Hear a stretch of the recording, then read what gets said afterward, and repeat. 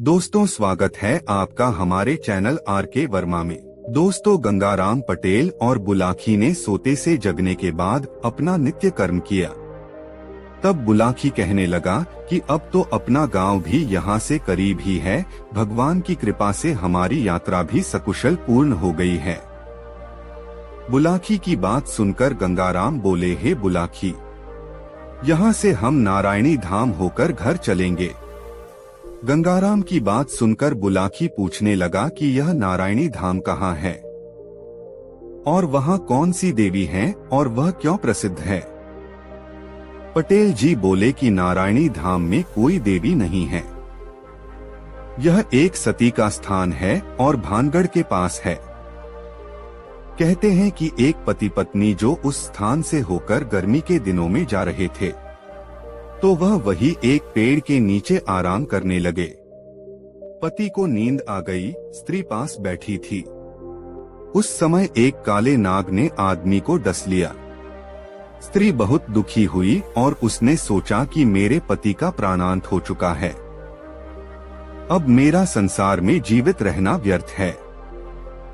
मैं यहाँ अपने पति के साथ ही सती हो जाऊं तो उचित होगा। कुछ ग्वारियां वहां अपनी गाय भैंस चरा रही थी। स्त्री ने कहा कि तुम्हारी बड़ी कृपा होगी जो यहाँ कुछ लकड़ी इकट्ठा कर दो, जिससे मैं पति के शरीर के साथ सती हो जाऊं। गवरियों ने उसकी सहायता की। कुछ लकड़ी इधर उधर से इकट्ठी कर दी।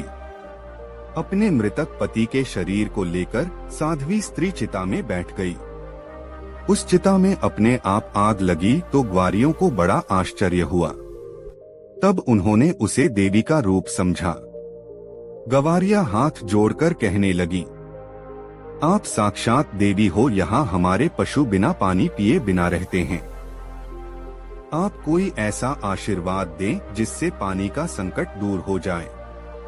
सती कहने लगी कि अब से यहाँ पानी का दुख दूर हो जाएगा। वह सती हो गई और उसके बाद कहते हैं कि उसी चिता में से ही एक झरना बह निकला।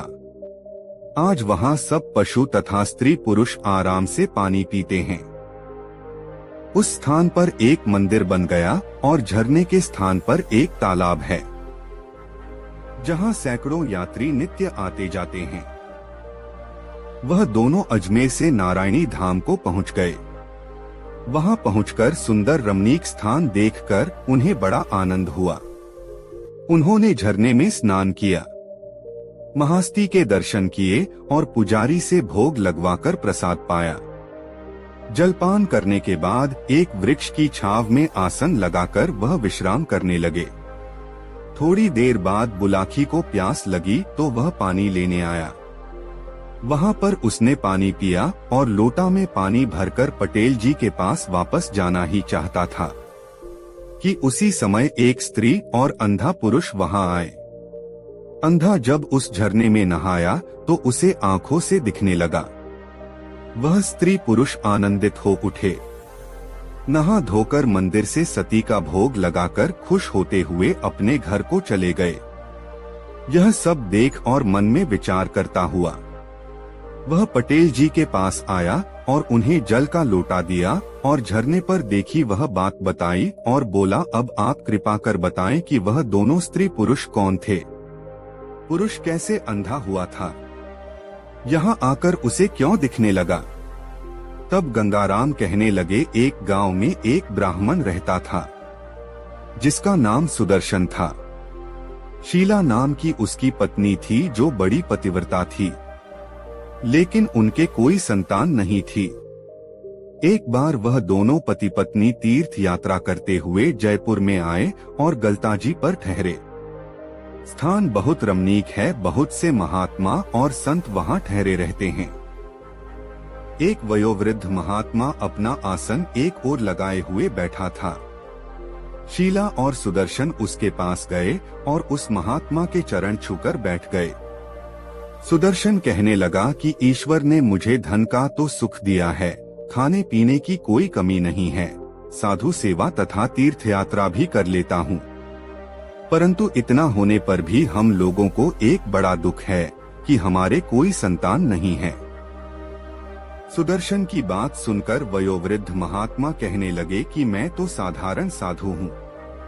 सुना है बाबा रामदास जो कि हिमालय पर्वत पर रहते हैं, शायद उनके आशीर्वाद से तुम्हारी इच्छा पूर्ण हो जाए। महात्मा के वचनों को सुनकर सुदर्शन और शीला बहुत प्रसन्न हुए। आमेर, नरसिंहगढ़ रोड, किशनगढ़ इत्यादि होते हुए उन्होंने पुष्कर जी जाकर स्नान किया। ब्रह्मा जी का मंदिर, पंचकुंड, गौमुखी लीला, सेवरी, नौशेरा, चंडी देवी और मनसा देवी आदि के दर्शन किए और सायंकाल एक महात्मा की कुटी में ठहर गए। उस महात्मा की आयु लगभग 100 वर्ष थी। उसके आश्रम पर 18 वर्ष की एक परम सुंदरी कन्या रहती थी। सुदर्शन ने उस सुंदरी कन्या को देखा तो उसका मन उसकी सुंदरता पर मुग्ध हो गया। सुदर्शन को इस बात उस कन्या को निहारते देखकर उस साधु को बड़ा क्रोध आया और बोला, तू जो इस कन्या को इस प्रकार देख रहा है इसलिए तू अब अंधा हो जा। महात्मा के श्राप से सुदर्शन अंधा हो गया। यह सब देख उसकी पत्नी को बड़ा दुख हुआ और उसने महात्मा से बहुत विनय की कि श्राप को निष्फल कर दें, परंतु वह महात्मा नहीं माना। शीला कहने लगी कि मैं भी एक पतिव्रता स्त्री हूँ, मैं चाहूँ तो तुम्हें शाप दे सकती हूँ, परंतु मैं ऐसा नहीं करूँगी क्योंकि इससे मेरा पुण्य समाप्त हो जाएगा। तब दूसरे दिन प्रातः काल उठकर शीला ने बाबा रामदास के स्थान का पता लगाया और सुदर्शन का हाथ पकड़कर बाबा रामदास के स्थान पर पहुँच गई। बहुत से संत उनके पास बैठे हुए थे। वह सुदर्शन का हाथ पकड़कर महात्मा जी के सामने ले गई और पति के सहित चरणों में गिर गई और रोते हुए बोली, महाराज, हम पति पत्नी आपके दर्शनों को आ रहे थे तो रात में एक महात्मा की कुटी पर ठहर गए। कल तक मेरे पति ठीक थे, परंतु उस महात्मा के शाप से अंधे हो गए हैं। हे महात्मा, आप मुझ दुखिया पर कृपा दृष्टि करें। महात्मा बोले, देखो, तुम्हारे पति से अनजाने में एक भूल हुई थी। इसने बालकपन में पेड़ पर बैठे हुए एक कबूतर के गुलेल से एक गुल्ला मारा था। उस कबूतर की आंख फूट गई थी। इसी पाप से आज तुम्हारा पति उस महात्मा के श्राप देने से अंधा हो गया है। तू बड़ी धर्मपरायण पतिव्रता स्त्री है। पतिव्रताओं की शक्ति का भगवान भी पार नहीं पा सकते।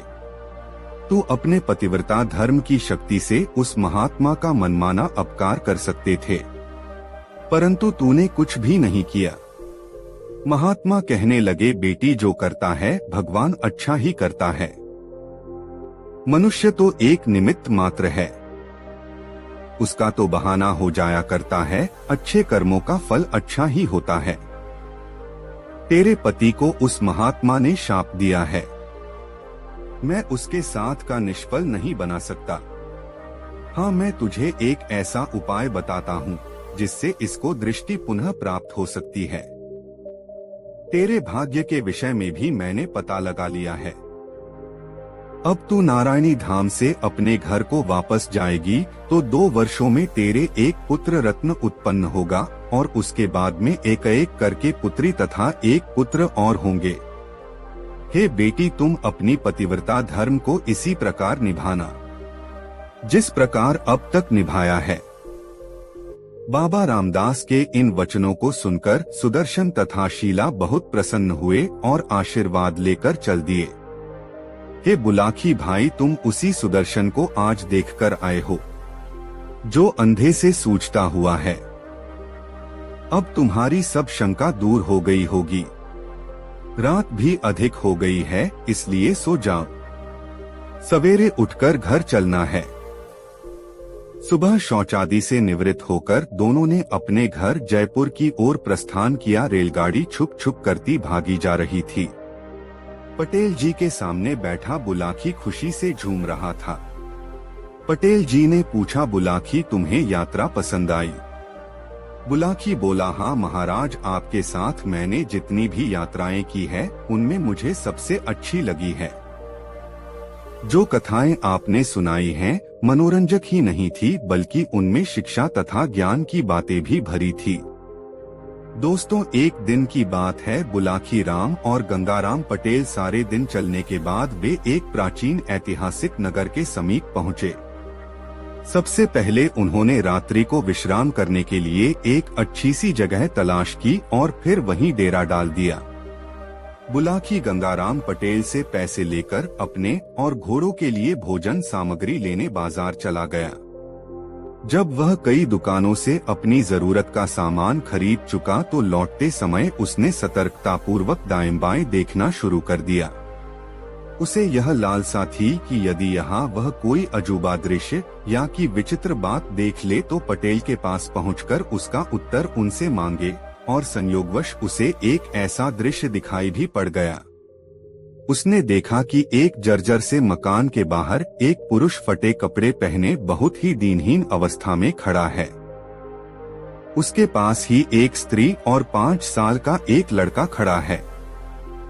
तभी वहां एक ऐसी स्त्री पहुंची जो देखने में किसी रानी के समान लग रही थी। वह स्त्री बार बार उस दीनहीन पुरुष और दूसरी स्त्री के पैरों में गिरकर क्षमा मांगने लगी और अपने साथ चलने का आग्रह करने लगी, लेकिन उन दोनों के चेहरों पर कोई भाव पैदा न हुए। बुलाकी के लिए तो इतना ही मसाला काफी था। वह तुरंत अपने ठिकाने की ओर दौड़ लिया। वह सोच रहा था कि आज मैं इस प्रश्न को पूछकर गंगाराम पटेल को अवश्य छकाऊंगा। जरूरी नहीं है कि पटेल जी के पास हर प्रश्न का उत्तर हो। इस बार वे मेरे प्रश्न का उत्तर नहीं दे पाएंगे और मुझे वापस लौट जाने का बहाना मिल जाएगा। जब वह अपने ठिकाने पर पहुंचा, उस समय गंगाराम पटेल संध्या वंदन करके फारिग हो चुके थे। आते ही बुलाकी ने कहा, पटेल जी, आज मैं इस नगर में एक ऐसा अजूबा दृश्य देखकर आया हूँ जिसका उत्तर आपसे देते नहीं बन पड़ेगा। अच्छा, पटेल ने मुस्कुराकर पूछा, ऐसा क्या देखकर आया है जो इस तरह उत्साहित हो रहा है? भला मैं भी तो सुनूं वह बात। बुलाकी ने तब चटखारे ले लेकर वह सारी बातें उन्हें बता दी जिसे उसने रास्ते में देखा था। अंत में वह अपने चिरपरिचित अंदाज में बोला, अब मुझे इस रहस्य के बारे में बताओ पटेल जी, वरना मैं तो चला वापस अपने गांव की ओर। हाँ, जरूर चले जाना बुलाकी, पटेल जी विनोद पूर्वक बोले, लेकिन जाएगा तो कल सुबह ही न। अभी तो रात्रि सिर पर खड़ी है। यात्रा से थके हारे आए हैं। पहले कुछ खा पी कर विश्राम तो कर लें। सोते समय मैं तुझे इस रहस्य के बारे में बता दूंगा। भोजनादि से निवृत्त होकर बुलाकी ने पटेल का हुक्का भरकर रख दिया। पटेल बिस्तर पर लेट गए और बुलाकी के प्रश्न का उत्तर देना शुरू किया। पटेल ने कहा, बुलाकी, अब से कुछ समय पूर्व इस नगर पर एक राजा राज करता था। उसकी पहली रानी संतान के रूप में एक लड़की छोड़कर प्रभु को प्यारी हो गई थी। राजा ने तब दूसरा विवाह कर लिया, लेकिन दूसरी रानी से उसे कोई संतान न हुई। राजा अपनी लड़की से बहुत स्नेह करता था, लेकिन लड़की की सौतेली माँ यानी दूसरी रानी उस लड़की से ईर्ष्या रखती थी। राजा की उस लड़की का नाम था माला। समय बीतता गया। धीरे धीरे वह राजकन्या एक सुंदर युवती के रूप में परिवर्तित हो गई। एक बार वह अपनी सहेलियों के साथ नदी में स्नान करने के लिए गई। जब वह स्नान के लिए नदी के जल में उतरी, तभी दैववश उसका पाँव फिसल गया और वह नदी के गहरे जल में डूबने लगी। माला की सखियां यह देखकर घबरा गईं। वे सहायता की गुहार लगाती महल की ओर दौड़ गईं, ताकि महल पहुंचकर राजा से सारा हाल बता सकें। नदी के दूसरे किनारे पर उस समय जीवन नाम का एक युवक पेड़ पर चढ़कर लकड़ी काट रहा था। उसने जब माला को डूबते देखा तो वह फुर्ती से नीचे उतरा और नदी की ओर दौड़ पड़ा। जीवन अच्छा तैराक था। वह नदी में कूद पड़ा और माला को डूबने से बचाकर किनारे पर ले आया। माला बेहोश हो गई थी। नदी का ढेर सारा जल उसके पेट में चला गया था। जीवन ने तट पर ले जाकर पहले तो उसका पेट दबाया, ऐसा करने से माला के पेट में गया पानी मुंह के रास्ते से बाहर निकल गया। कुछ ही पल बाद माला को होश आ गया। अब उसने उठकर इधर उधर दृष्टि दौड़ाई।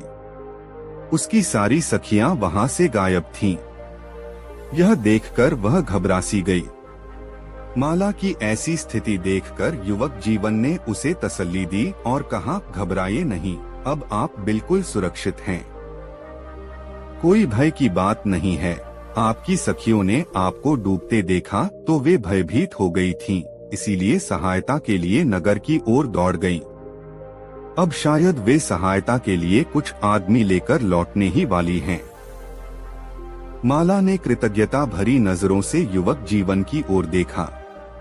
उसे वह युवक बहुत ही भला लगा। शरीर से हृष्ट पुष्ट और गोरेचिट्टे रंग का जीवन पहली ही नजर में उसके हृदय में उतर गया। उसी समय राजा भी अपने आदमियों के साथ वहां पहुंच गया। अपनी बेटी को सुरक्षित देखकर उसे बहुत खुशी हुई। उसने माला से उस युवक का परिचय पूछा तो माला ने बताया, पिताजी, आज मैं इस युवक की कृपा से ही जीवित बच सकी हूँ। अगर यह नौजवान समय पर पहुंचकर मुझे नदी के जल में से निकाल न लेता तो मेरा प्राणांत हो गया होता। राजा ने जीवन का बहुत बहुत आभार माना। उसने उसे अपने महल में ले जाकर पुरस्कार देना चाहा, लेकिन जीवन ने इस काम के बदले राजा से कोई भी पुरस्कार लेने से स्पष्ट इनकार कर दिया। उसने कहा, राजन, आपकी बेटी को मैंने किसी पुरस्कार को प्राप्त करने के लिए नहीं बचाया है। मैंने तो इसे इसलिए बचाया है क्योंकि यह एक इंसानी फर्ज था। अगर इसे डूबता देखकर मैं खामोश हो जाता तो प्रभु की नजरों में दोषी कहलाता और तब मुझे नरक में ही जगह मिलती। इसलिए मुझे पुरस्कार देने की बात भूल जाइए और राजकुमारी को महल में ले जाकर इनका उपचार कराइए। इस समय इन्हें उपचार की बहुत आवश्यकता है। जीवन के इस उत्तर से राजा उससे अत्यंत प्रभावित हुआ और उसकी मानवता ने उसे उसी घड़ी से जीवन का बेदाम का गुलाम बना दिया। उसने जीवन से कहा, युवक, तुम हमसे कोई पुरस्कार नहीं लेना चाहते तो न सही, किंतु क्या तुम कुछ दिन के लिए हमारा आतिथ्य भी स्वीकार नहीं कर सकते? जीवन से अब इनकार करते न बना। उसने कुछ दिन के लिए राजा का मेहमान बनना स्वीकार कर लिया। राजा उसे अपने महल में ले आया। महल में आकर जीवन की जीवनधारा ही बदल गई। राजकुमारी माला उसके प्रेमपाश में फंस गई। जीवन भी उस पर मोहित हो गया। परिणाम यह निकला कि राजा ने उसे अपनी बेटी के लिए उचित वर समझकर उसके साथ माला का विवाह कर दिया। इतनी कहानी सुनाकर गंगाराम पटेल ने अपने हुक्के से एक गहरा कश खींचा। ढेर सारा धुआं अपने हलक से उगलते हुए उन्होंने बुलाखी से कहा, बुलाखी, क्या तुझे यह जानने की उत्सुकता नहीं हो रही कि आखिर वह युवक जीवन था कौन, जो देखते ही देखते एक राजकुमारी का पति और एक राजा का जामाता बन गया? उत्सुकता तो है पटेल जी। बताइए न, कौन था वह युवक जीवन? उसके माता पिता और परिवार के बारे में भी बताइए। तो सुन बुलाखी, पटेल बोले, जीवन नाम का वह युवक एक गरीब किसान का लड़का था। उसके पिता ने उसे एक ऋषि के आश्रम में विद्याध्ययन के लिए भेजा हुआ था। उस समय वह आश्रम में रह रहे अपने सहपाठियों और ऋषि तथा ऋषि पत्नी के भोजन के लिए नदी किनारे सूखी लकड़ियां काटने आया हुआ था। संयोगवश ही उसकी नजर नदी के जल में डूबती हुई राजकुमारी माला पर पड़ गई और उसने दौड़कर नदी में कूदकर उसे बचा लिया था। जब राजा ने उसे अपनी कन्या के लिए वर चुन लिया तो उसने आश्रम में अपने गुरु और सहपाठियों को यह सूचना पहुंचाई। अपने पिता को भी उसने सूचित कर दिया। तब सभी लोग उसके विवाह के अवसर पर वहां चितच और सबने वरवधू के लिए आशीर्वाद प्रदान किया। तब से माला और जीवन सुखपूर्वक महल में रहने लगे। अब हे बुलाखी राम, तुम आगे का हाल सुनो, यह कहकर पटेल जी ने आगे की कथा सुनाई। विवाहोपरांत जब माला और जीवन महल में रहने लगे तो राजा की उस रानी की ईर्ष्या हुई। माला से तो वह पहले ही बहुत जलती थी। जीवन भी जब महल में ही रहने लगा तो ईर्ष्या में और भी वृद्धि हो गई। उधर राजा ने भी राजकार्य का अधिकांश दायित्व अपने जामाता जीवन को सौंप दिया था।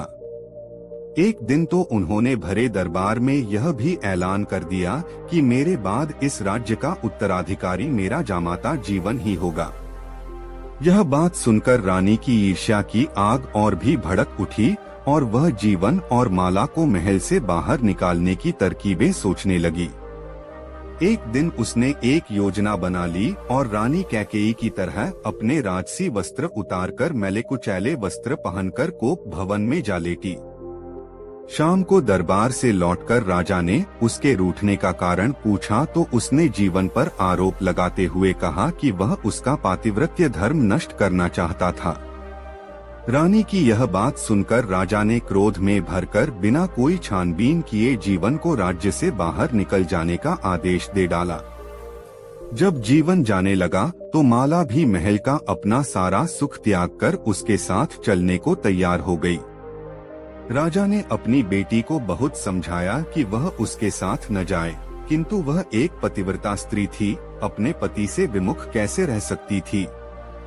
वह भी अपना सारा राजसी सुख भोग छोड़कर अपने पति के साथ बाहर चली गई। उधर राजा ने क्रोध में आकर जीवन को देश निष्कासन का आदेश तो दे डाला, किंतु बाद में उसकी कमी उसे खलने लगी। वह पछताने लगा कि मैंने जीवन को देश निष्कासन का आदेश देकर अच्छा नहीं किया। न जाने मेरी लाडली बेटी इस समय कहाँ और कैसी हालत में होगी। जिसने कभी राजमहल से बाहर कदम नहीं रखा था, अब न जाने किन किन हालात में दरबदर की ठोकर खा रही होगी। इसी शोक में राजा गंभीर रूप से बीमार पड़ गया। रानी ने बेमन से उसका उपचार कराया, किंतु राजा बीमारी से मुक्त न हुआ और मन में पश्चाताप का बोझ लिए एक दिन उसने अपना शरीर त्याग दिया। राजा के मरने के बाद राजसत्ता रानी के हाथ आ गई। वह हर काम अपनी मर्जी के अनुसार करने लगी। यद्यपि रानी के कामों से प्रजा और उसके सारे कर्मचारी नाखुश थे, किंतु रानी के आगे किसी की कुछ नहीं चलती थी। वह स्वेच्छाचारिणी हो गई थी।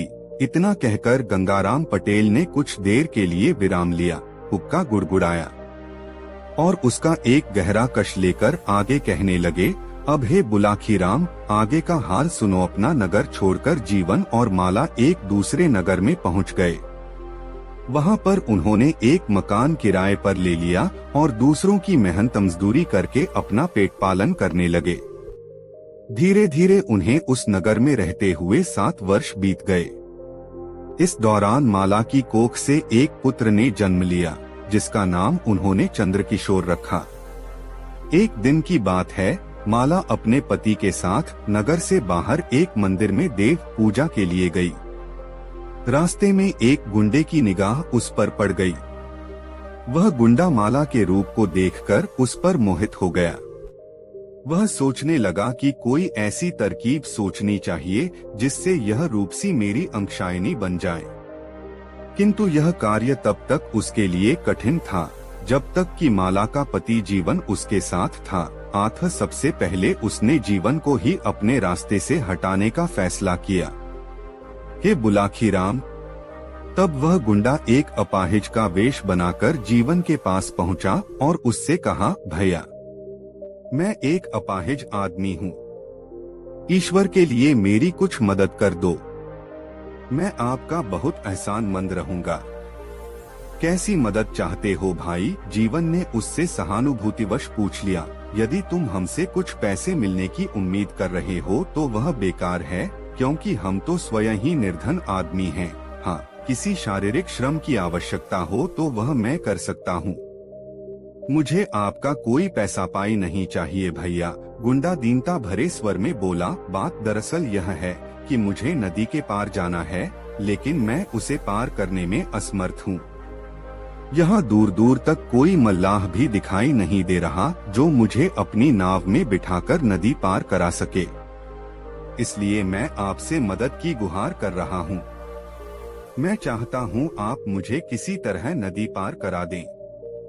जीवन ने माला की ओर देखा, तो उसने आंखों ही आंखों में सहमति प्रदान कर दी।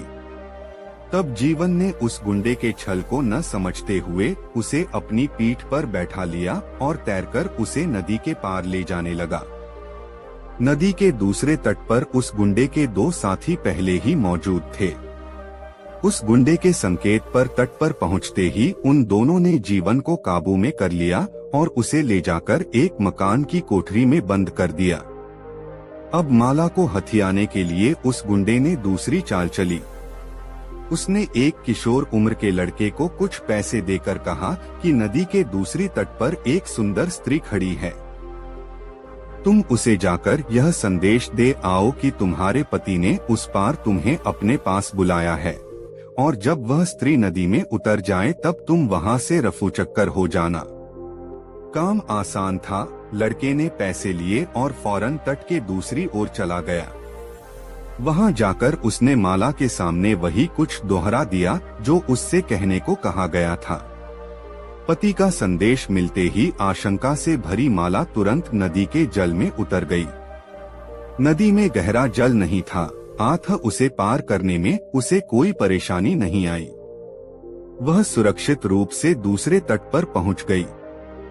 जैसे ही माला तट पर पहुंची, तीनों गुंडों ने उसे घेर लिया और दबोचकर उसे भी जीवन की तरह एक कोठरी में बंद कर दिया। यह कहकर गंगाराम पटेल ने थोड़ा सा विराम लिया और फिर आगे बोले, बुलाखी, अब थोड़ी देर के लिए इस किस्से को यहीं छोड़कर मैं तुम्हें उस रानी का हाल सुनाता हूँ कि उसके साथ क्या बीती। पति की मृत्यु के बाद कुछ सालों तक तो रानी निर्विघ्न रूप से राजकार्य करती रही, लेकिन फिर सामंतगणों ने उसकी स्वेच्छाचारिता पर अंकुश लगाना आरंभ कर दिया। महल से रानी की सेवा में लगी नौकरों की फौज हटा दी गई। सिर्फ आवश्यकता भर के लिए उसके भोजन की व्यवस्था करके रानी को मिली सारी सुविधाएं उससे छीन ली गईं। फिर एक दिन ऐसा भी आया जब उन्होंने रानी को राज्याधिकार से वंचित करके सारी सत्ता पर कब्जा कर लिया। रानी ने प्रतिवाद किया तो उससे कह दिया गया कि महाराज की मृत्यु के बाद इस राज्य की सत्ता पर सिर्फ माला और जीवन का ही अधिकार है, अतः जब वे यहाँ आकर हमसे अपनी अमानत मांगेंगे तो हम तत्काल राज्याधिकार उन्हें सौंप देंगे। यह सुनकर रानी ठगी सी रह गई। राज सत्ता का अधिकार उसके हाथ से छिन गया तो वह बेहद मायूस हो गई। उसे रह रहकर पछतावा होने लगा कि क्यों उसकी मति भ्रष्ट हो गई थी, जो वह निर्दोष जीवन पर अपनी इज्जत लूटने का आरोप लगा बैठी थी। उसे अब यह भी लगने लगा कि उसका जीवन माला और जीवन की उपस्थिति में ही सुरक्षित रह सकेगा, अन्यथा सामंतगण कोई षड्यंत्र करके उसे मरवा डालेंगे। यह सब सोचकर ही रानी माला और जीवन को तलाश करने के लिए बाहर निकल पड़ी और उनकी खोज करते करते उस नगर में पहुंच गई जहां वे दोनों रह रहे थे। और अब माला और जीवन का हाल सुनो। पटेल बोले, जैसा कि मैं बता चुका हूं, उन गुंडों ने माला और जीवन को एक ही मकान की अलग अलग कोठरियों में बंद कर रखा था। उधर अपने घर पर उनका 7 वर्षीय बेटा चंद्रकिशोर बेचैनी से उनके घर लौटने की प्रतीक्षा कर रहा था। जब काफी देर हो गई और उसके माता पिता देव पूजा से वापस न लौटे तो उसकी चिंता बढ़ गई। कहीं कोई दुर्घटना तो उनके साथ नहीं घट गई, ऐसा विचार कर वह उनकी खोज में निकल पड़ा। अपने माता पिता को तलाश करता हुआ चंद्रकिशोर संयोगवश उसी मकान के निकट पहुंच गया जहां उसके माता पिता कैद करके रखे गए थे। यह भी एक सुखद संयोग ही समझो कि जब चंद्रकिशोर उस मकान के करीब से गुजर रहा था तो एक खिड़की की सलाखों के पीछे खड़े बाहर की ओर देखते उसके पिता ने उसे देख लिया। उसने आवाज लगाकर चंद्रकिशोर को अपने पास बुलाया और उससे कहा, बेटा, कुछ गुंडों ने मुझे इस मकान में कैद कर लिया है। तुम यहाँ आकर इस कोठरी का बाहर का कुंडा खोल दो। चंद्रकिशोर मकान की टूटी चहार दीवारी लांघकर मकान के बाहर पहुंचा और कोठरी का कुंडा खोल दिया। तभी उसे ऐसा करते हुए उस गुंडे ने देख लिया। वह डंडा फटकारता हुआ चंद्रकिशोर की ओर लपका, लेकिन अब स्थिति बदल चुकी थी। तीर की तरह जीवन कोठरी से बाहर निकला और उस गुंडे से भिड़ गया। वह एक किसान का बेटा था। लाठी चलाने के दांवपेच उसे खूब आते थे। उसने गुंडे का लाठी का वार झुकाई देकर विफल कर दिया और बड़ी फुर्ती से उसके हाथ से लाठी छीन ली। फिर मियाँ की जूती मियाँ के सर की कहावत को चरितार्थ करते हुए उसी की लाठी से उसकी पिटाई करने लगा। देखते ही देखते गुंडा लहराकर भूमि पर जा गिरा और अचेत हो गया। तत्पश्चात दोनों ने मिलकर माला की खोज की। उस मकान में अनेक कोठरियां थीं। एक एक करके उन्होंने सभी कोठरियां देखी। अंत में एक कोठरी में निराश भाव से बैठी माला उन्हें मिल गई। उन्होंने उसे कोठरी से बाहर निकाला और बाहर आ गए। बुलाखी, इसे संयोग ही समझो कि जब वह उस मकान से बाहर निकल रहे थे तो उसी समय उन्हें खोजती हुई रानी भी वहां आ पहुंची। जीवन और माला को देखकर वह फूट फूट कर रोने लगी और बार बार उनके सामने अपने किए हुए की क्षमा मांगते हुए उनसे वापस चलने का आग्रह करने लगी। अपनी कहानी का समापन करते हुए पटेल ने कहा, सोहे बुलाखी राम, आज तू जो दृश्य देखकर आया है वह उन्हीं से संबंध रखता है। वह पुरुष और स्त्री जीवन और माला थे और उनके पास खड़ा हुआ वह लड़का उनका बेटा चंद्रकिशोर था। वह स्त्री रानी थी जो बार बार उनके सामने हाथ जोड़कर उनसे राज्य में वापस लौटने का आग्रह कर रही थी। तुम्हारे प्रश्न का उत्तर तुम्हें मिल गया है। आंख अब आराम से लंबी तान कर सो जाओ। मैं भी सोता हूँ। सुबह फिर से यात्रा पर निकलना है। यह कहकर गंगाराम पटेल बिस्तर पर पसर गए। बुलाखी भी करवट बदलकर नींद के आगोश में चला गया। दोस्तों, काशी यात्रा के अगले पड़ाव में वे दोनों एक नए नगर में पहुंचे। वहां एक खूबसूरत सा बाग देखकर उन्होंने वहीं ठहरने का निश्चय किया। इस बार बुलाखी राम शहर में जिस दृश्य को देखकर आया था वह इस प्रकार का बुलाखी ने देखा कि एक नौजवान चक्की के दो पाटों को एक लकड़ी में डालकर रास्ते पर लुढ़काता हुआ ला रहा था। तभी घोड़े पर सवार होकर मर्दाना वेश में एक को वहां पहुंची। उसने उस नौजवान पर हंटर बरसाने शुरू कर दिए। युवक हाथ जोड़कर उससे माफी देने की फरियाद करने लगा। युवक के बार बार माफी मांगने पर वह युवती कुछ नरम पड़ी और हंटर बरसाने बंद कर वहां से घोड़ा दौड़ाती हुई चली गई। यह दृश्य देखकर बुलाखी के मन में उस रहस्य को जानने को उत्सुकता पैदा हो गई। रात को सोने से पूर्व जब उसने गंगाराम पटेल से इस रहस्य को उजागर करने का आग्रह किया तो गंगाराम ने कहा, बुलाखी राम, ध्यान से सुन। इस नगर में जानी नाम का एक ठग रहता है। जानी के पिता का देहांत हो चुका है। परिवार में उसकी माँ और वह स्वयं ये हो प्राणी हैं। जानी ठगी के द्वारा ही अपनी जीविका चलाता है। एक दिन की बात है, जानी की माँ बहुत उदास भाव में बैठी हुई थी। तभी जान ने अपने काम से घर वापस लौटा। माँ को उदास देखकर उसने पूछा, माँ क्या बात है, आज तू बहुत उदास लग रही है। माँ बोली, बेटा जानी, मेरी उदासी का कारण तू ही है। मैं तेरे ही विषय में चिंतित हूँ। मेरे विषय में? हाँ बेटा, मैं यह सोचकर चिंतित हो रही हूँ कि मेरे मरने के बाद तू भोजन कैसे बनाकर खाएगा। अगर मेरे सामने ही तेरा विवाह हो जाता तो कितना अच्छा होता। मैं तुझसे बार बार कहती हूँ कि बेटा अपना विवाह कर ले, किंतु तू मेरी बात पर ध्यान हो नहीं देता। माँ जानी बोला, अब तू यह चिंता छोड़ दे। मैंने विवाह करने का मन बना लिया है। जल्द ही मैं तेरे लिए एक ऐसी सुंदर बहू ढूंढ लाऊंगा जो तुझे हर प्रकार का आराम देगी। बहू के आ जाने पर चूल्हा चक्की के कामों से तुझे निजात मिल जाएगी। फिर तू आराम से बैठकर ईश्वर का भजन करती रहना। जानी की माँ यह सुनकर खुश हो गई। जानी भी अपनी होने वाली पत्नी के लिए जेवर आदि जुटाने में लग गया।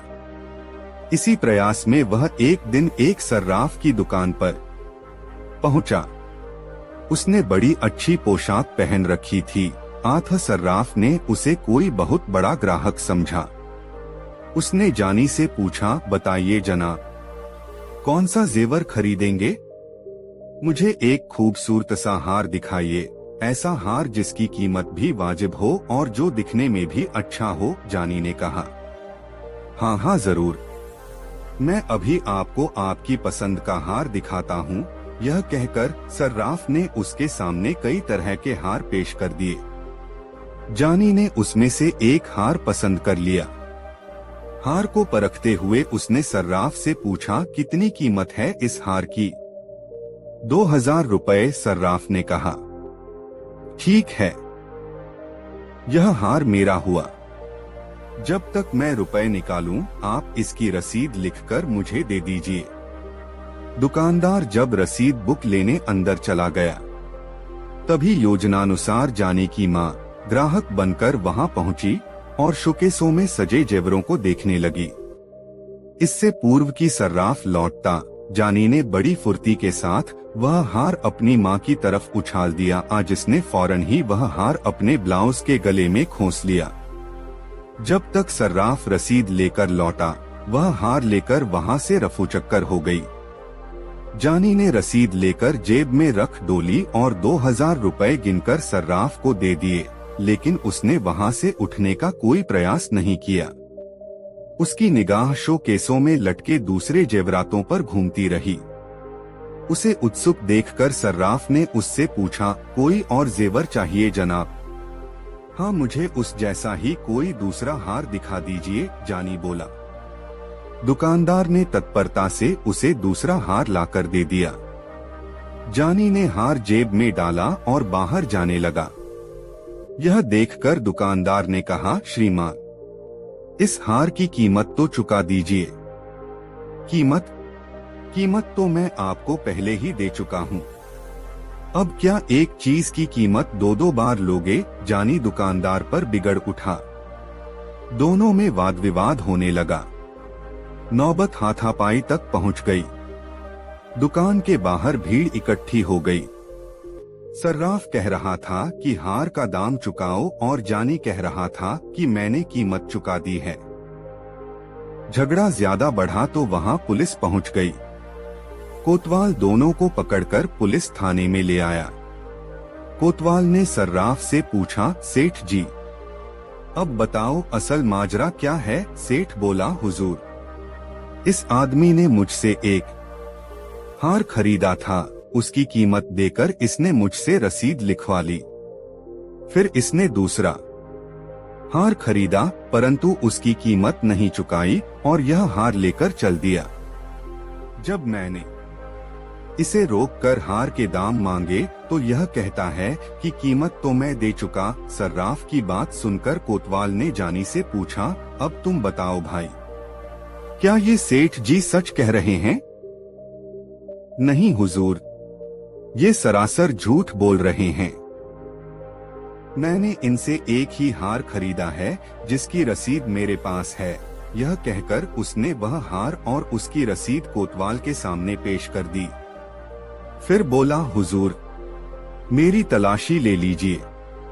अगर मेरे पास कोई दूसरा हार मिल जाए तो आप जो भी चाहें सजा देना, परंतु अगर मेरी बात सच निकले तो इस दुकानदार पर रहम मत खाना। यह दुकानदार तो ग्राहकों को दिन दहाड़े लूटता है। कोतवाल ने जानी की जामा तलाशी ली, लेकिन उसके पास से कोई और हार न मिला। यह देखकर सर्राफ का चेहरा पीला पड़ गया। उसने धीमी आवाज में कहा, हुजूर, इसने वह हार किसी दूसरे आदमी को दे दिया होगा।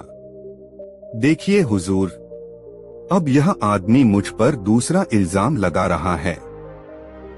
मैं इस शहर में परदेशी आदमी हूँ।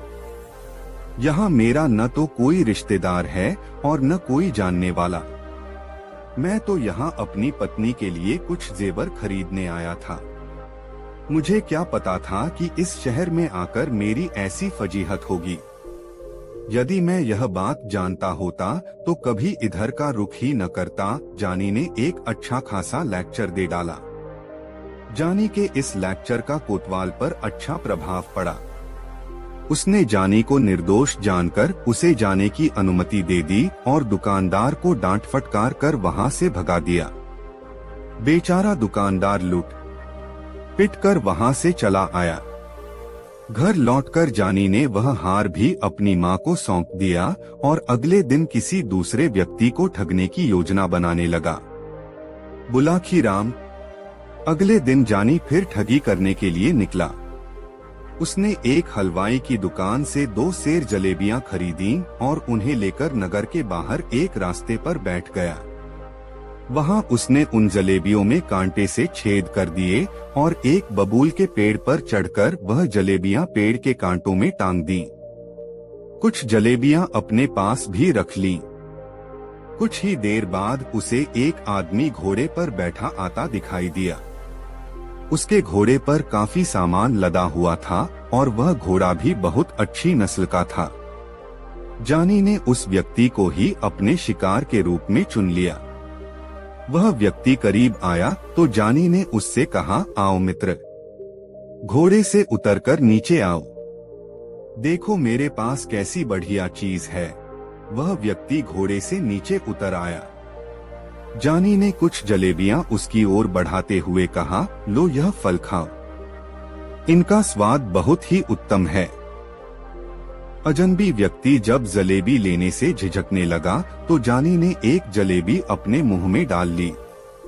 बोला, झिझको नहीं मेरे भाई, निःसंकोच होकर खाओ, खाने में बेहद मजेदार हैं ये फल। फल?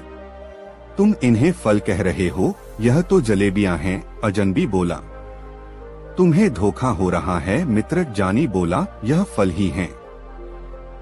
समीप के एक वृक्ष से मैंने अभी अभी इन्हें तोड़ा है। विश्वास न हो तो मेरे साथ चलकर देख लो। अजनबी उसकी बातों में आ गया। उसने एक जलेबी मुंह में डाल ली। अब जलेबी तो मीठी होती ही है। अजनबी को वह बहुत स्वादिष्ट लगी।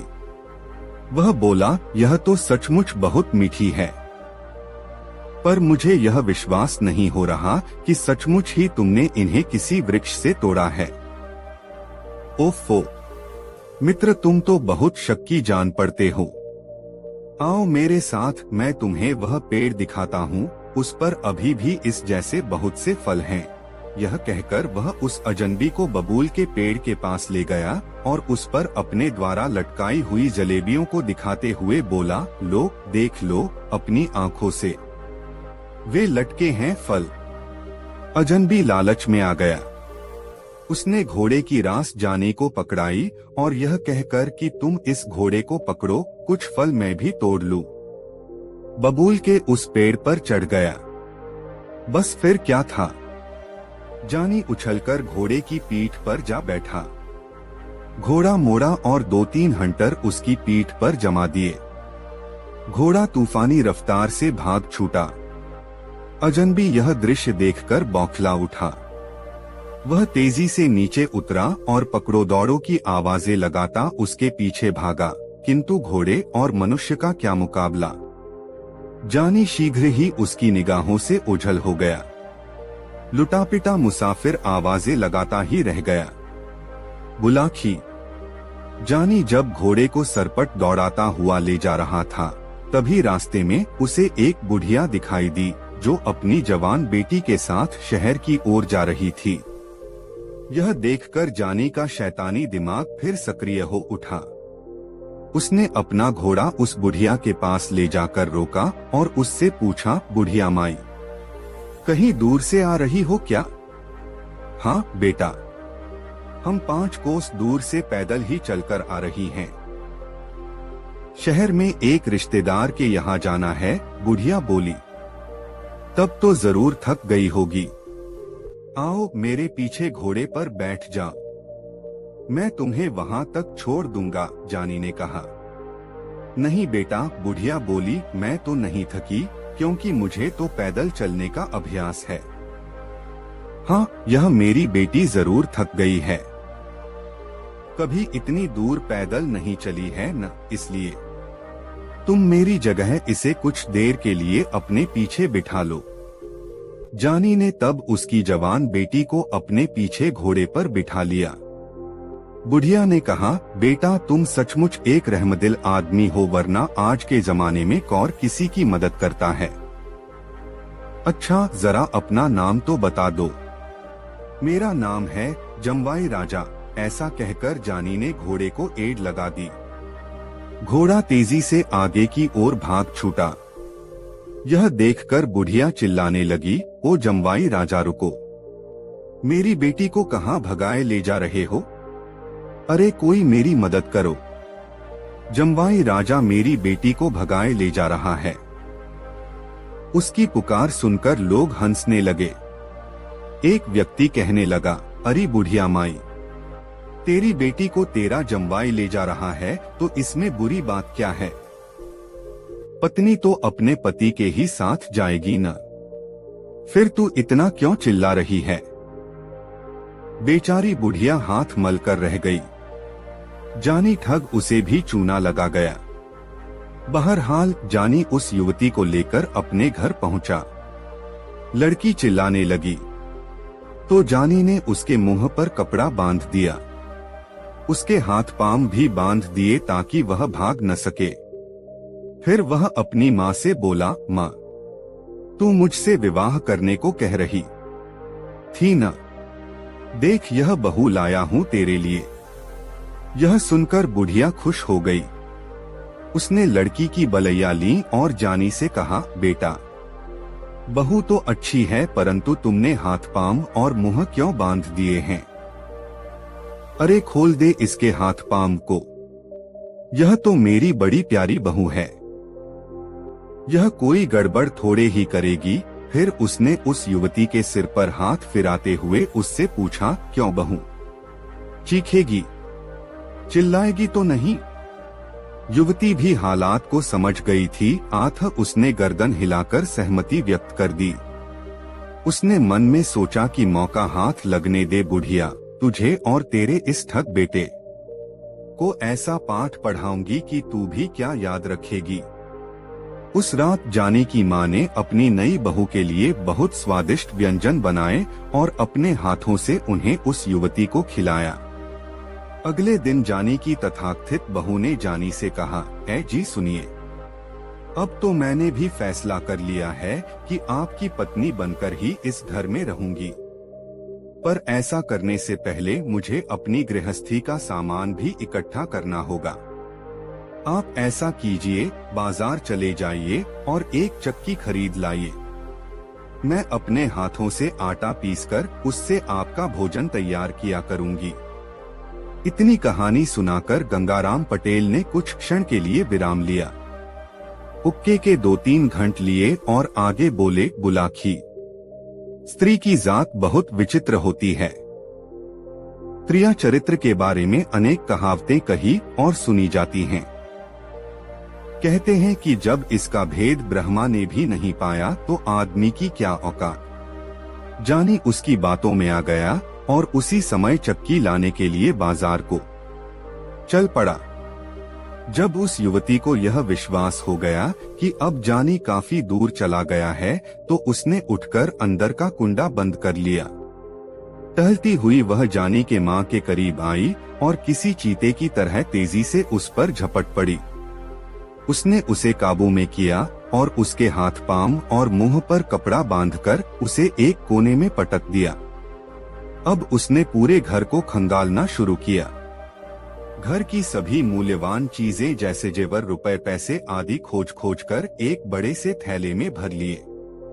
अपना जनाना लिबास उतारा और जानी के कीमती मर्दाना कपड़े पहन लिए।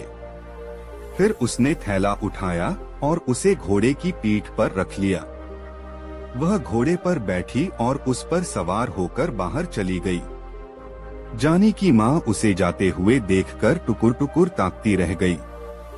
चोर के ऊपर मोर पड़ गया था। युवती मर्दाने वेश में घोड़े पर सवार होकर बाजार में पहुंची। शीघ्र ही उसे जानी दिखाई दे गया, जो चक्की के दोनों पाटों को एक लकड़ी के डंडे में फंसाकर उसे घसीटता हुआ ला रहा था। युवती उसके पास पहुंचकर रुकी और कड़क कर कहा, अरे हरामखोर, यह क्या कर रहा है?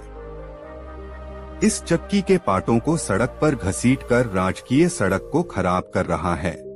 ऐसा कहकर उसने 3-4 हंटर जानी की पीठ पर जमा दिए। हंटर की मार खाकर जानी कराह उठा और बार बार हाथ जोड़कर उससे माफी मांगने लगा। उसने युवती को बिल्कुल भी नहीं पहचाना था। मर्दाने वेश में वह उसे कोई बहुत बड़ा सरकारी अफसर ही समझ रहा था। युवती को शायद उस पर दया आ गई थी। आथ उसने हंटर समेटा और घोड़ा दौड़ाती हुई एक दिशा में चली गई। अपनी कहानी को पूर्ण विराम देते हुए गंगाराम पटेल बोले, बुलाखी, आज शाम सड़क पर जो नजारा तू देखकर आया था वह यही नजारा था। पिटने वाला था। जानी ठग और पीटने वाली थी वह युवती जिसे वह अपनी पत्नी बनाने के लिए अपने घर लाया था। अब रात भी बहुत हो गई और तेरे प्रश्न का उत्तर भी तुझे मिल गया है। आथ अब आराम से सो। मेरी आंखों में भी नींद गहराने लगी है और फिर सुबह आगे की यात्रा भी तो करनी है। यह कहकर उन्होंने पैर फैला लिए। बुलाखी भी सोने का प्रयास करने लगा। दोस्तों, यह कहानी आपको कैसी लगी कमेंट में जरूर बताएं और वीडियो को एक लाइक जरूर करें। दोस्तों, काशी यात्रा से वापसी के चरण में गंगाराम पटेल और बुलाखीराम नाई एक नए नगर में पहुंचे और रात्रि विश्राम उसी नगर में किया।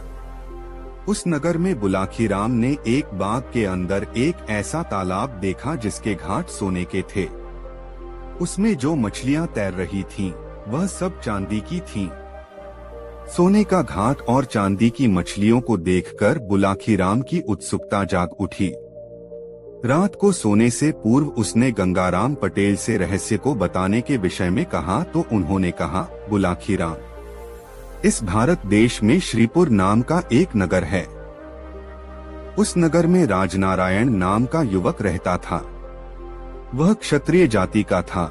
आथ उसे शिकार करने का बहुत शौक था। वह प्रायः अकेला ही जंगल में जाकर बनेले पशुओं का शिकार किया करता था। एक बार आखेट की तलाश में राजनारायण एक ऐसे जंगल में चला गया जहां वह पहले कभी नहीं गया था। वहां उसे शिकार तो कोई मिला नहीं, लेकिन परिश्रम इतना करना पड़ा कि वह थककर चूर हो गया। वह सुबह के समय घर से निकला था और अब दोपहर का समय हो चला था। आथ भूख प्यास से उसकी हालत खराब होने लगी थी। बुलाखी, इंसान भूख को तो किसी हद तक बर्दाश्त कर लेता है, किंतु यदि पानी न मिले तो उसकी हालत खराब हो जाती है। यही हाल राजनारायण का भी हुआ। वह प्यास बुझाने के लिए सारे जंगल में भटकता रहा कि शायद कहीं उसे कोई तालाब या नदी दिखाई दे जाए, किंतु न तो कोई तालाब न कोई नदी या ऐसी जोहड़ दिखाई दी जिससे जल पीकर वह अपनी तृष्णा शांत कर पाता। जल न मिलने से उसकी हालत बिगड़ने लगी और वह चक्कर खाकर एक स्थान पर बेहोश होकर गिर पड़ा। संयोग से उस समय उस वन में एक देवकन्या वन विहार के लिए आई हुई थी। उसने जब भूमि पर बेहोश पड़े राजनारायण को देखा तो वह नीचे उतरी और राजनारायण का निरीक्षण करने लगी। राजनारायण बहुत खूबसूरत और तंदुरुस्त नौजवान था। देवकन्या उसका रूप देखकर उस पर मोहित हो गई। उसने राजनारायण को अपनी बाहों में उठाया और उसे एक सरोवर के किनारे ले गई। वहां उसने राजनारायण के मुख पर पानी के छींटे मारे तो राजनारायण की बेहोशी टूट गई। यह उठकर बैठ गया। उसकी नजर जब देवकन्या पर पड़ी तो पहली ही नजर में वह भी उसके रूप पर मोहित हो गया। उसने देवकन्या से पूछा, हे सुंदरी, तुम कौन हो जिसने इस निर्जन वन में मेरी रक्षा की है? देवकन्या बोली, मैं एक देवकन्या हूँ। मैं वन विहार के लिए घर से निकली थी। जंगल में तुम मुझे बेहोश पड़े दिखाई दिए तो मैं तुम्हें इस सरोवर पर ले आई। पहले जी भरकर अपनी प्यास बुझा लो, बाकी बातें बाद में होंगी। बुलाखी, तब राजनारायण ने पहले तो सरोवर से जल पीकर अपनी तृष्णा शांत की, फिर उस देवकन्या से कहा, हे सुंदरी, मैं तुम्हारा स्वरूप देखकर तुम पर मोहित हो गया हूँ। अब से पहले मैंने तुम्हारे जैसी कोई अन्य सुंदरी नहीं देखो। क्या तुम मुझसे विवाह करना पसंद करोगी? यह सुनकर उस देवकन्या ने कहा, हे युवक, मोहित तो मैं भी तुम्हारे रूप पर हो गई हूँ, किंतु विवाह मैं तुम्हारे साथ तभी करूंगी जब तुम मेरी एक शर्त मान लोगे। कौन सी शर्त है तुम्हारी? राजनारायण ने पूछा। मेरी शर्त यह है कि विवाह के बाद तुम मुझ पर ऐसी कोई पाबंदी नहीं लगाओगे जो मेरी स्वतंत्रता में बाधक बने। तुम मुझसे यह भी नहीं पूछोगे कि मैं कहाँ गई थी, क्यों गई थी अथवा किसके पास गई थी, आदि आदि। हाँ, यह बात अलग है कि मैं तुम्हें स्वेच्छा से ही सारी बातें बता दूं, किंतु बताने के लिए तुम मुझ पर कोई दबाव नहीं डालोगे। यदि मेरी यह शर्त मंजूर है तो मैं तुमसे विवाह करने के लिए तैयार हूँ। राजनारायण तैयार हो गया और तब उन दोनों ने वन में ही वन देवता को साक्षी मानकर गांधर्व विवाह कर लिया। राजनारायण उस देवकन्या को अपनी पत्नी बनाकर अपने घर ले आया। कुछ दिन दोनों के बहुत आनंद पूर्वक बीते। फिर एक दिन राजनारायण ने अपनी पत्नी से कहा, हे प्रिय, अब मैं काम की तलाश में यहाँ के राजा के पास जाना चाहता हूँ, ताकि हमारे खाने पीने का खर्चा चलता रहे। ठीक है प्रिय, उसकी पत्नी ने कहा, गृहस्थ आश्रम में प्रवेश किया है तो गृहस्थ धर्म का भी परिपालन करना होगा, लेकिन जाने से पहले यह ताबीज अपने पास रख लो। ध्यान रखना कि यह तुमसे कभी गुम न हो। यह एक मंत्रपूरित ताबीज है। जब तक यह तुम्हारे पास मौजूद रहेगा, तुम्हारा कोई भी शत्रु तुम पर विजय प्राप्त नहीं कर सकेगा। यह कहकर उसने वह ताबीज अपने पति को दे दिया। ताबीज लेकर राजनारायण घर से निकल पड़ा। बुलाखी राम। राजनारायण एक खूबसूरत और तंदुरुस्त नौजवान तो था ही, नौकरी मांगने के लिए जब वह राजा के पास पहुंचा तो राजा ने तुरंत ही उसे नौकरी दे दी और उसे अपना अंगरक्षक नियुक्त कर लिया। इस प्रकार इन दोनों के दिन आनंद पूर्वक व्यतीत होने लगे। एक बार वहां का राजा आखेट के लिए जंगल में गया। राजनारायण तो उसका अंगरक्षक था ही, अतः राजनारायण को भी उसके साथ शिकार पर जाना पड़ा। शिकार के दौरान एक सिंह ने उसके बाएं हाथ पर अपने पंजे का ऐसा झपट्टा मारा कि राजनारायण की एक उंगली क्षतिग्रस्त हो गई। उसमें से खून बहने लगा। किसी तरह उसने पट्टी बांधकर उंगली से बहते खून को तो रोक लिया, किंतु उसकी उंगली का दर्द बरकरार रहा। घर लौटकर उसने अपनी पत्नी को भी यह बात न बताई और भोजनादि से फारिग होकर बिस्तर पर लेट गया। आधी रात का समय हुआ तो एकाएक उसकी उंगली में फिर तेज दर्द उठना शुरू हो गया। दर्द के कारण उसकी आंखों से नींद गायब हो गई। तभी उसने जो दृश्य देखा उसने उसके दर्द के एहसास को भी भुला दिया। उसने देखा दूसरे बिस्तर पर सोई हुई पत्नी एकाएक उठी। उसने एक उचटती सी निगाह अपने पति के बिस्तर पर डाली, फिर यह देखकर कि उसका पति गहरी नींद में सोया पड़ा है, संतोष की सांस लेती हुई मकान के एक दूसरे कक्ष में दाखिल हो गई। राजनारायण दम साधे सोने का नाटक किए यूं ही बिस्तर पर पड़ा रहा। कुछ देर बाद जब उसकी पत्नी सोलह सिंगार करके घर से बाहर निकली तो राजनारायण दबे पांव उसके पीछे लग लिया। उसकी पत्नी एक सरोवर के पास पहुंची। वहां एक काले रंग का पहाड़ जैसा मजबूत व्यक्ति पहले से ही मौजूद था। जैसे राजनारायण की पत्नी वहां पहुंची, उसने लपककर उसे अपनी बाहों में भर लिया और उस पर चुंबनों की बौछार कर दी। अपनी पत्नी को किसी पर पुरुष की बाहों में झूलते देख राजनारायण गुस्से से आग बबूला हो उठा। वह भूल गया अपने विवाह पूर्व अपनी पत्नी को दिया हुआ वचन। उसने आव देखा न ताव तलवार निकाली और एक ही वार में उस काले रंग के व्यक्ति का सिर काट डाला। अगले वार में उसने अपनी पत्नी का शीश भी काटकर तालाब के जल में फेंक दिया। जैसे ही उसकी पत्नी का कटा सिर उस तालाब के जल में गिरा, एकाएक तालाब के जल में जैसे भूचाल सा आ गया। जल में ऊंची ऊंची तरंगे उठने लगी। तालाब का पानी ऐसे खौलने लगा जैसे उसे नीचे से भट्ठी पर खौलाया जा रहा हो। पानी के सभी जलचर मरमर कर ऊपर तैरने लगे। जब जल शांत हुआ तो एक दूसरा चमत्कार हुआ। राजनारायण ने देखा कि तालाब के सभी घाट सुनहरे हो गए थे। ऐसा लगता था कि जैसे घाटों की सारी सीढ़ियां सोने की हो गई हों। जल के शांत जल में मछलियां तैर रही थीं और वे सारी मछलियां ऐसा लगता था जैसे चांदी की बनी हुई हों। बुलाखी। उस चमत्कार को देखकर राजनारायण का हौसला जवाब दे गया। वह बुरी तरह घबराकर वहां से भाग खड़ा हुआ। राजनारायण किसी अनिष्ट की आशंका से इतना भयभीत हो गया कि उसने वह नगर ही छोड़ दिया और किसी दूसरे प्रदेश में चला गया। सोहे बुलाखी राम।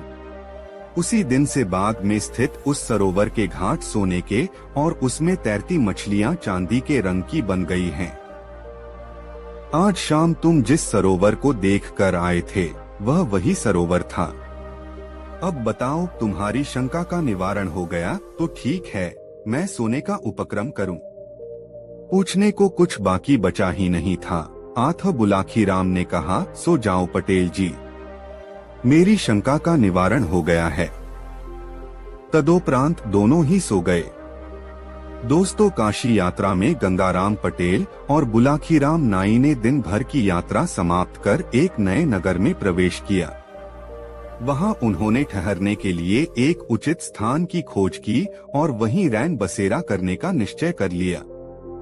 और पटेल ने बुलाखी को पैसे देकर शहर में भोजन का सामान लेने भेज दिया और स्वयं अपनी दिनचर्या को निपटाने में व्यस्त हो गए। बुलाखी इस बार भी लौटा और एक नई खबर उसके पास तैयार थी। पटेल जी ने पूछा, क्या बात है भाई बुलाखी, तू आज फिर किसी चिंता में पड़ गया ऐसा लगता है। उसने सोचा इस खबर को पटेल को अभी सुनाऊंगा तो पटेल जी यह कहकर टाल देंगे कि रात्रि होने दे, भोजन करने के पश्चात बिस्तर पर लेटते समय तुझे तेरी बात का उत्तर दे दूंगा। इसलिए उसने वह बात उस समय पटेल को नहीं बताई। वह बात को पेट में डाले रहा। जब वे दोनों भोजन करके निवृत्त हो गए तब बुलाखी ने बात छेड़ी, पटेल जी, आज भी इस शहर में मैं एक नई घटना देख आया हूँ। ठीक है, उस घटना का वर्णन कर, फिर उसे सुनकर मैं तेरी बात का उत्तर दूंगा, पटेल ने कहा। पटेल जी, आज जब मैं बाजार से यहाँ आ रहा था तब मैंने एक घर में देखने ही देखते उस घर में कोहराम मच गया। उस घर के पड़ोसियों ने उस घर की सेठानी को सांत्वना देने की बहुत कोशिश की पर उसका मन शांत होने का नाम नहीं ले रहा था। उसका रुदन बढ़ता ही गया। रुदन विलाप करते उसकी हालत पागलों जैसी हो गई थी। तभी उसकी नजर रोते हुए काफूर पर पड़ी तो अनायास ही उसके मुंह से निकल गया, काफूर, खड़ा खड़ा क्या देख रहा है? जब मालिक ही नहीं रहे तो यह वैभव अब किस काम का? इस सब को तू मिट्टी में मिला दे। पटेल जी में ये सुनकर हैरान हो गया कि वहाँ क्या हो रहा था और वो आदमी कौन था जो कह रहा था सब खत्म कर दे, और बाद में क्या हुआ इस रहस्य से पर्दा उठाइए।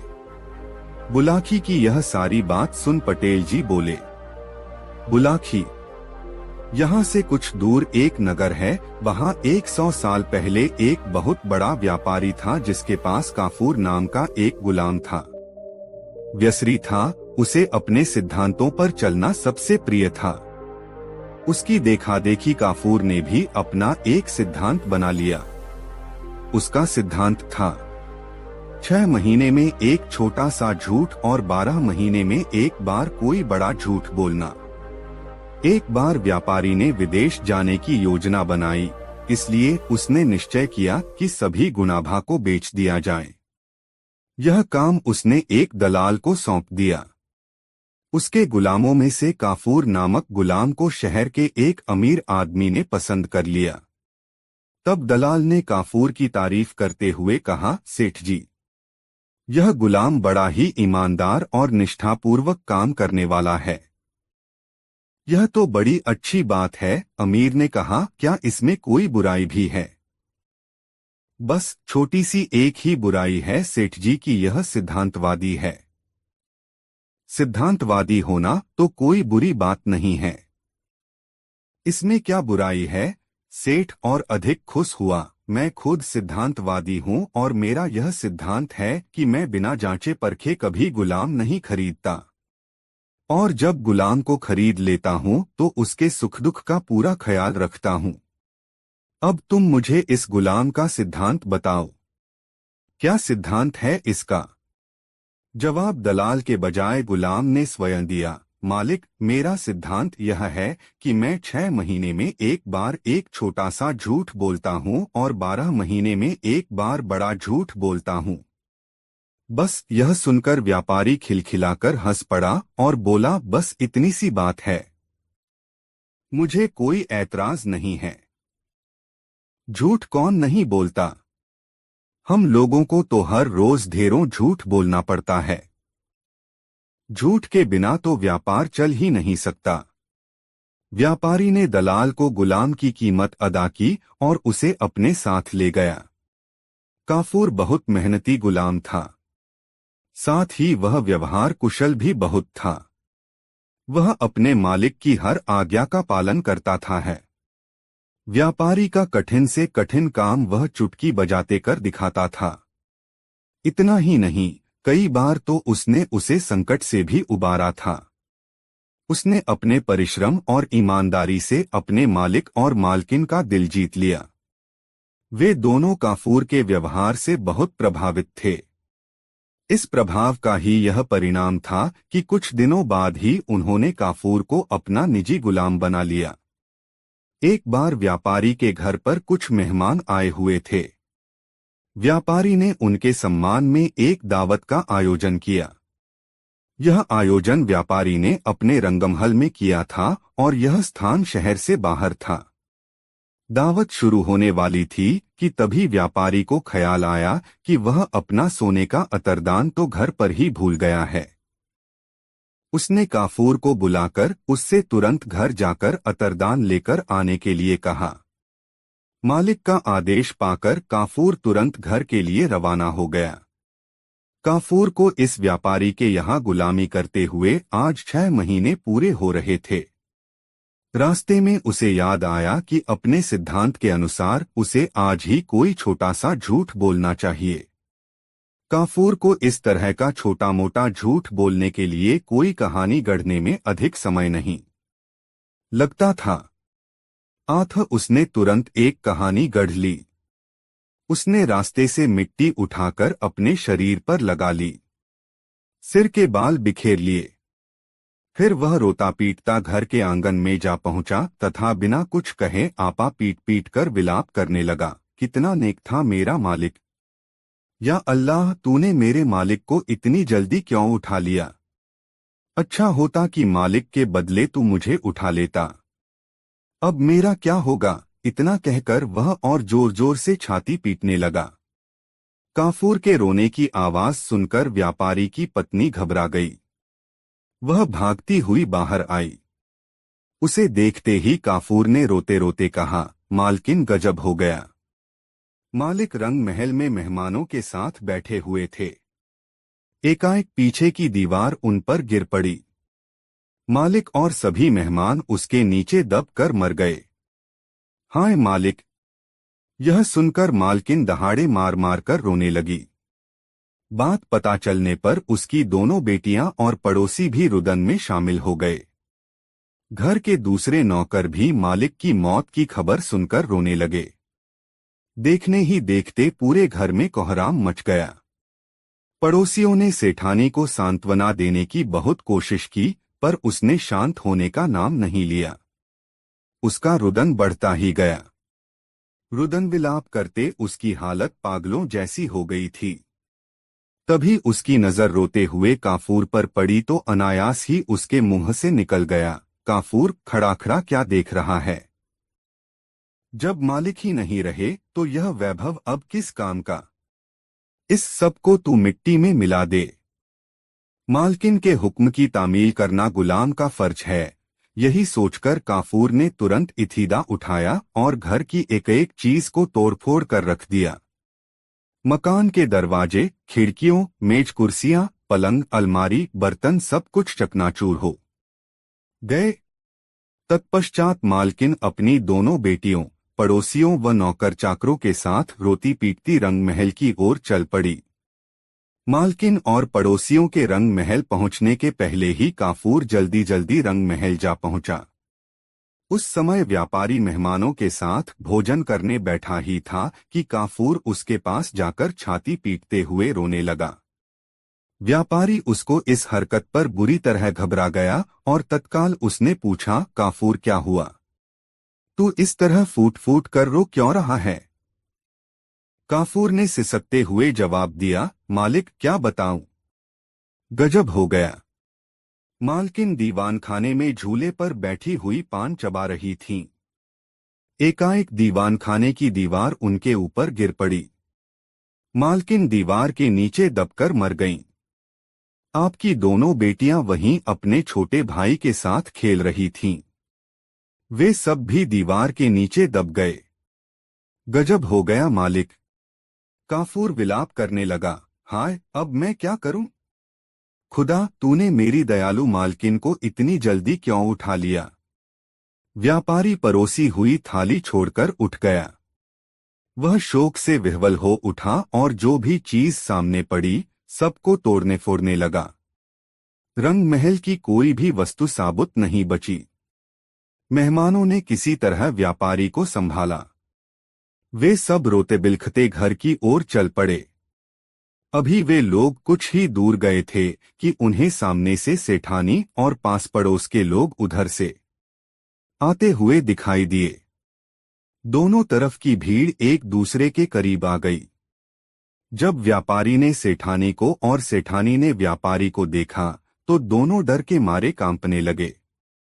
भागो भागो, यह तो सेठानी का भूत है, व्यापारी चिल्लाया। बचाओ बचाओ, यह तो सेठ जी का भूत है, सेठानी बोली। इसके बाद व्यापारी और सेठानी डर के मारे बेहोश होकर गिर पड़े। व्यापारी और सेठानी के साथ आए लोगों ने उन दोनों के चेहरों पर पानी छिड़का, तब कहीं जाकर उन दोनों को होश आया। व्यापारी और उसकी पत्नी ने जब एक दूसरे से बातचीत की तब उन्हें मालूम हुआ कि यह सब काफूर की करतूत है। उन्होंने काफूर के इस झूठ के कारण हुए नुकसान और तोड़फोड़ के बारे में भी एक दूसरे को बताया। व्यापारी और सेठानी को काफूर पर बहुत गुस्सा आया। उन्होंने काफूर को डांटते हुए कहा, तूने यह घिनौनी हरकत क्यों की? आखिर तुझे इस करतूत से क्या हासिल हुआ? काफूर बोला, मालिक मैंने जो कुछ किया है अपने सिद्धांत के अनुसार ही किया है। आपको याद होगा मैंने आपसे 6 महीने में एक बार एक छोटा झूठ बोलने की बात की थी। आज मुझे आपके यहाँ गुलामी करते हुए 6 महीने पूरे हो रहे थे, इसलिए मुझे आज एक छोटा झूठ बोलना ही पड़ा। मैंने तो केवल छोटा सा झूठ बोला था, लेकिन मालकिन ने आदेश दिया तो मुझे मजबूर होकर घर का सारा सामान तोड़ना पड़ा। क्या करता, मालकिन के हुक्म का पालन करना मेरा धर्म था। व्यापारी गुस्से से बोला, नालायक, तोड़फोड़ करने से पहले तूने नुकसान के बारे में तो विचार कर लिया होता। तूने हमारा लाखों रुपए का नुकसान कर डाला और ऊपर से जबान लड़ा रहा है। मालिक आपका भी तो सिद्धांत है, जीते जागते इंसानों को गुलाम बनाकर रखना। आप एक निर्दोष एवं वफादार आदमी को जानवर की तरह जंजीरों में बांध कर रखते हैं, उसे जानवरों की तरह खरीदते और बेचते हैं। आप उस पर कोड़े बरसा सकते हैं। इतना ही नहीं, आप गुलामों की हत्या भी कर सकते हैं। जीते जागते इंसानों की पूरी जिंदगी इस प्रकार की गुलामी में ही बीत जाती है। इस अन्याय की तुलना में तो मेरी छोटी सी गलती कुछ भी नहीं है। काफूर की बातें सुनकर व्यापारी के कान खड़े हो गए। उसने सोचा, इस गुलाम का छोटा सा झूठ यदि इतना भयानक है तो बड़ा झूठ कितना विनाशकारी होगा। उसने काफूर से कहा, अब मुझे तुम्हारे जैसे गुलाम की जरूरत नहीं है। नहीं मालिक, ऐसा कैसे हो सकता है? काफूर ने जवाब दिया, आपने तो 12 महीने के लिए मुझे खरीदा है। दलाल की बही में यह शर्त दर्ज है। 12 महीने के पहले आप मुझे कैसे छोड़ सकते हैं मालिक? व्यापारी और काफूर का यह विवाद सुल्तान हारून रशीद के पास पहुंचा। उसने दोनों पक्षों की दलीलें सुनने के बाद काफूर को गुलामी से आजाद करने का आदेश दिया। इस प्रकार अपनी सूझबूझ से काफूर हमेशा हमेशा के लिए गुलामी से मुक्त हो गया। कहानी का समापन करते हुए गंगाराम पटेल ने बुलाकी नाई से कहा, बुलाकी राम, आज तू जिस दृश्य को देखकर आया था वह दृश्य उसी समय का था। अब बता, तेरी जिज्ञासा शांत हुई या नहीं? हो गई पटेल जी, बुलाकी बोला, आप तो जैसे अंतर्यामी हैं। सारी कहानी का खाका मेरी आंखों के सामने ऐसे नाच उठा जैसे यह घटना मेरे सामने ही घटित हुई हो। बस तो फिर अब सो जा। यह कहकर गंगाराम ने आंखें मूंद ली। कुछ ही देर में बुलाकी राम नाई के भी खर्राटे वहां गूंजने लगे।